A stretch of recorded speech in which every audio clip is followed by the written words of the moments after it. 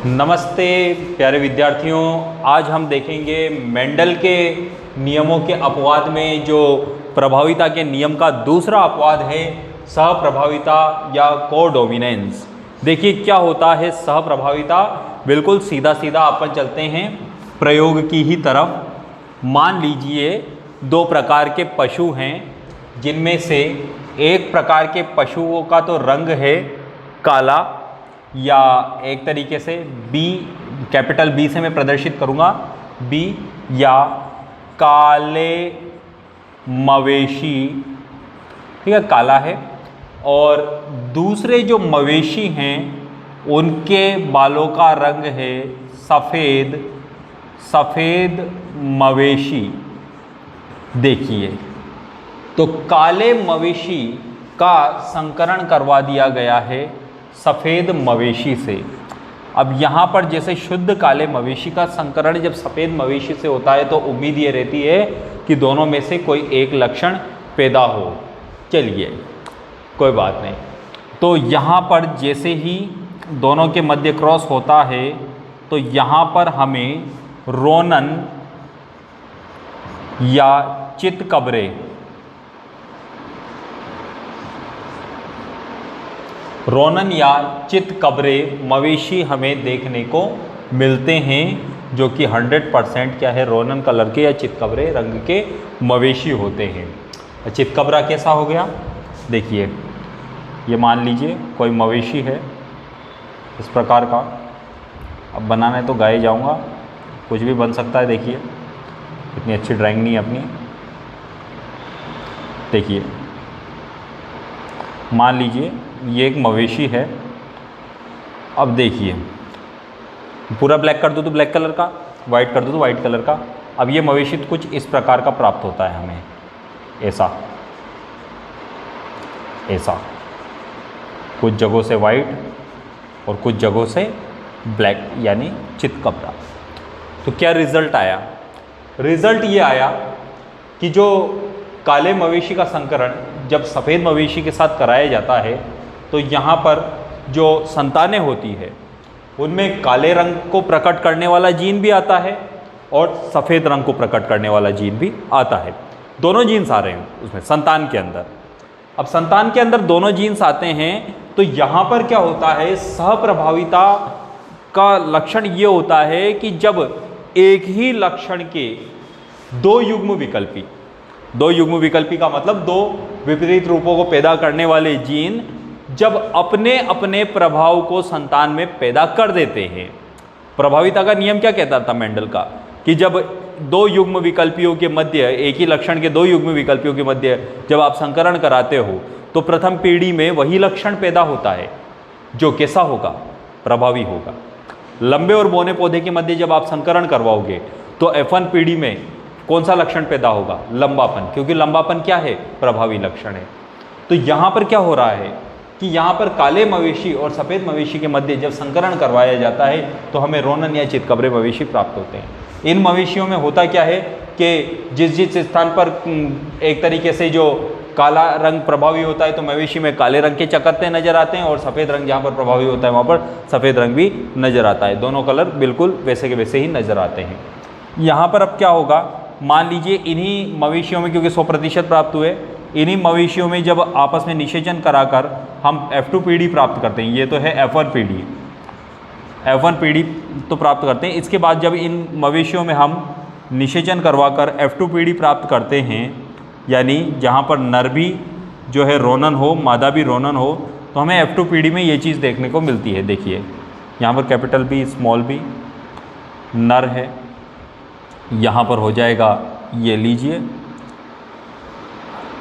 ये लो बहादुर बच्चों, ये लीजिए, ये लीजिए।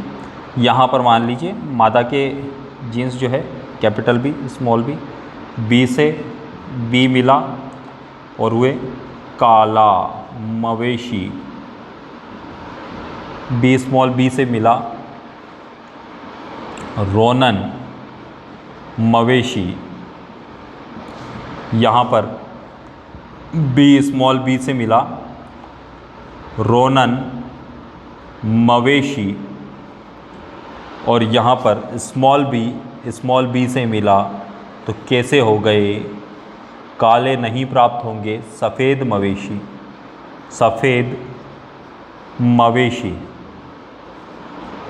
सफ़ेद मवेशी प्राप्त होने का मतलब हो गया यहाँ पर देखिए लक्षण प्रारूप, इंग्लिश में क्या बोलते हैं इसको? लक्षण प्रारूप या फिनोटाइप। तो लक्षण प्रारूप या फिनोटाइप। फिनोटाइप कैसा प्राप्त हो गया अपन को? कितने लक्षण प्राप्त हुए? 3 प्रकार के लक्षण प्राप्त हुए, काले, रोनन और सफ़ेद। तो काले, रोनन,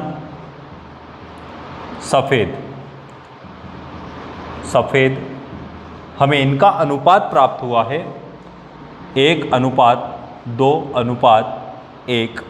वहीं जीनोटाइप हमें प्राप्त हुआ है, जो हमें जीनोटाइप प्राप्त हुआ है वो हमें प्राप्त हुआ है capital BB 1:B small b ratio 2 और स्मॉल bb का जो स्मॉल b एक तरीके से समयुग्मजी जो सफ़ेद मवेशी हैं वे प्राप्त हुए हमें 1। तो सहप्रभाविता का गुण हमें कई मवेशियों में या कई जीव जंतुओं में देखने को मिलता है। सहप्रभाविता में यह होता है कि जब एक ही लक्षण के 2 युग्म विकल्पियों के मध्य जब संकरण करवाया जाता है तो F1 पीढ़ी में दोनों ही गुणों के जो युग्म विकल्पी हैं वे अपना प्रभाव संतान में दिखा देते हैं, जिसके फलस्वरूप संतान में दोनों ही लक्षण प्रकट हो जाते हैं। काले रंग का जीन अपना लक्षण प्रकट कर रहा है, सफ़ेद रंग का जीन अपना लक्षण प्रकट कर रहा है। दोनों लक्षण जब हमें साफ साफ नज़र आ जाते हैं, जानवर को देखकर ही पता चल जाता है कि भाई देखिए, मान लीजिए आपके सामने कोई चितकबरे रंग का कुत्ता आया है, आप आराम से देखकर बता सकते हो कि भाई माता पिता में से कोई एक बिल्कुल गोरा रहा होगा और एक बिल्कुल काली रही होगी, संतान चितकबरी हो गई। तो जानवरों में क्या है, उस प्रकार का जो रंग होता है ना, तो वो क्या है, दोनों रंगों के जीन ने अपना प्रभाव दिखा दिया, अपने आप पता चल गया कि इसके माता पिता कौन होंगे। ठीक है, तो ये जो होता है इसे कहते हैं सहप्रभाविता। ऐसा मनुष्य में रक्त समूह में भी हमें देखने को मिलता है। तो पहला उदाहरण तो हो गया मवेशियों में त्वचा का रंग। दूसरा हम रक्त समूह का एग्जाम्पल ले लेते हैं। एग्जाम्पल नंबर 2 है जो एक तरीके से रक्त समूह, ब्लड ग्रुप। चलिए, ब्लड ग्रुप में हम क्या लेते हैं? देखिए सिंपल सी बात है, मान लीजिए एक जीन होती है आई, ये ब्लड ग्रुप को पैदा करती है। अब मनुष्य में क्या होता है कि मान लीजिए आई के ऊपर आई ए जो जीन होगी वो ए ब्लड ग्रुप पैदा करेगी। मान लीजिए आई ओ जो होती है वो अप्रभावी होती है। तो मान लीजिए ए ब्लड ग्रुप वाली माता है, चलिए पिता मान लेते हैं, पिता का ब्लड ग्रुप है ए, आई ए आई ओ अशुद्ध है, विषम युग्मजी है। ठीक है, मैं जानबूझकर विषम युग्मजी ले रहा हूँ यहाँ पर।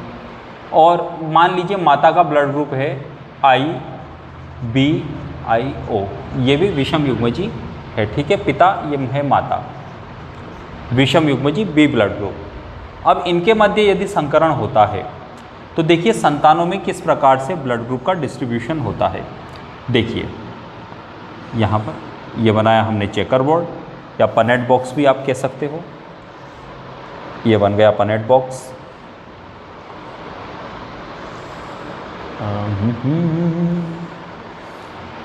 जिंदगी कैसी है पहेली हाय, कभी ये बताए कभी ना बताए, पिता की बारे में या माता के बारे में। तो देखिए आई ए जीन किसी एक युग्मक में जाएगा पिता से, और पिता में 2 प्रकार के शुक्राणु बनेंगे, ए वाले और ओ ब्लड ग्रुप वाले। माता में भी 2 प्रकार के अंडाणु बनेंगे, कुछ बी वाले, कुछ आधे ओ वाले। ए और बी का जब संकरण होगा आई ए आई बी, यानी ब्लड ग्रुप हो जाएगा ए बी। ठीक है, यहाँ पर आई बी आई ओ यानी ब्लड ग्रुप हो गया बी।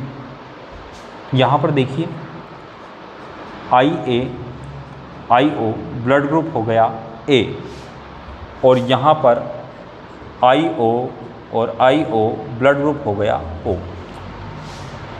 अब देखिए, पिता और माता में केवल 2 ही ब्लड ग्रुप आपको दिखेंगे।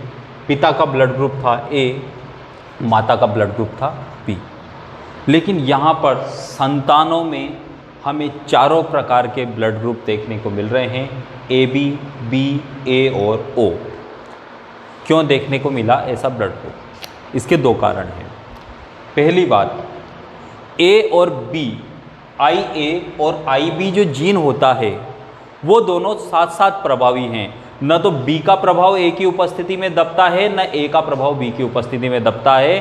तो जब संतान में आई ए और आई बी दोनों जीन आती है तो संतान का ब्लड ग्रुप ए बी होता है, यानी उसकी लाल रक्त कोशिका के ऊपर, आरबीसी के ऊपर ए और बी दोनों एंटीजन प्रेजेंट होते हैं। So blood group will be A B. यहाँ पर जो जिस संतान का जो जीनोटाइप IBIO है उसका ब्लड ग्रुप होगा बी।